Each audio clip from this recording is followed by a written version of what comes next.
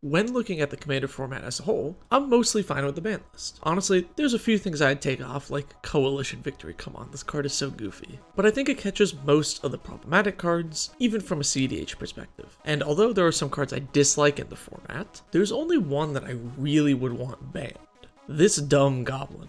If you haven't seen Dockside yet, it's a 2-mana 1/2 that creates a treasure token for each artifact and enchantment your opponents have. So collectively, if your opponents have 2 artifacts and enchantments, Dockside makes 2 treasures and is basically free. And if they have more, it costs negative mana, which is most of the time. So it makes mana, but it kind of makes too much mana. When played just fairly by itself, it very often creates 7 or more treasures. And that's not even counting if one opponent is an artifact deck or an enchantment deck, it can be creating like 10 plus. Not only does this just make it a mana positive spell, but because it makes it treasures, it's better than a normal ritual, because you can save that mana till later. Not to mention that treasures also provide various artifact synergies, which makes it just the best ritual spell in the entire format. Alright, it's strong, so what? A card being powerful doesn't mean it should be banned though, right? This is true. Cards like Thassa's Oracle can be considered powerful cards, but I think are more okay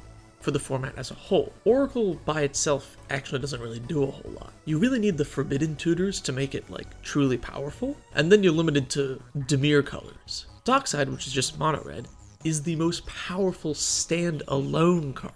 But it's not just the most powerful stand-alone card, it's the best of a lot of card types. Dockside is not just the best ritual, it's also the best creature to blink, or clone, or bounce, and oftentimes reanimate. This card is tremendously dangerous in any zone. It's just the best creature in the format, by far. Now when you have something that's mana positive, you know combos are right around the corner, which I don't have a problem with combos in Commander as a whole, but I do think Dockside being a part of so many and going infinite so easily is a bit of a problem. Commander Spellbook has 168 combos listed with them, which is quite a bit, which makes Dockside not just like a really powerful ramp spell, but because it's a dangerous combo piece, it's also one of the best finishers in the format.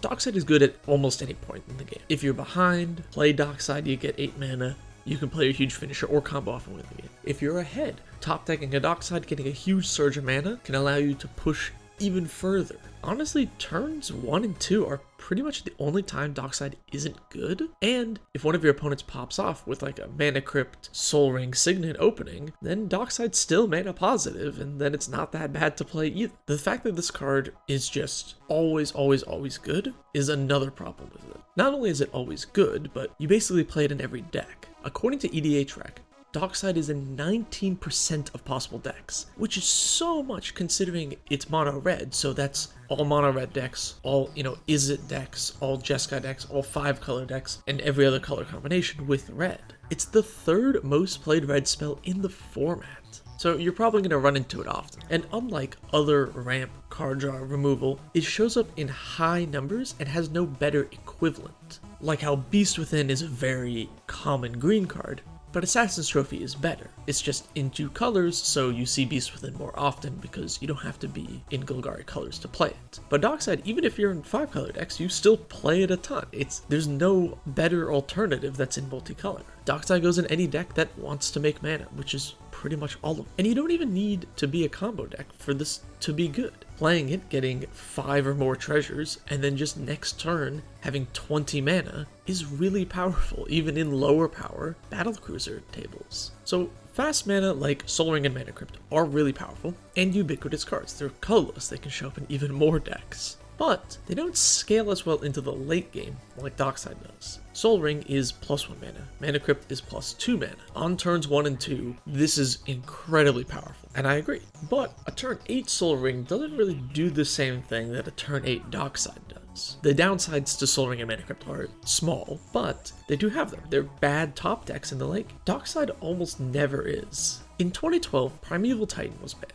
The Rules Committee stated that they think ramp should be powerful, but not too prevalent and needed to be reined in a bit. And Primeval Titan is basically a 6-mana Dockside. It's a creature that when it enters the battlefield, gives you a powerful ramp ability. I'm not going to get into whether or not I think Primeval Titan should be taken off the ban list or whatever. That's a whole nother video. But I do think there's a lot of comparisons here. Primeval Titan was popular to blink and clone, and you would ramp into it and do other things with it, build your deck around it. Dockside's the same thing, but on a 2-drop. You still want to clone it, you still want to blink it, you still want to bounce it and replay it, which you didn't really want to do with Primeval Titan as much, because it costs 6 mana. Dockside is simply more powerful than Primetime. I think Dockside really represents a bad era of commander design.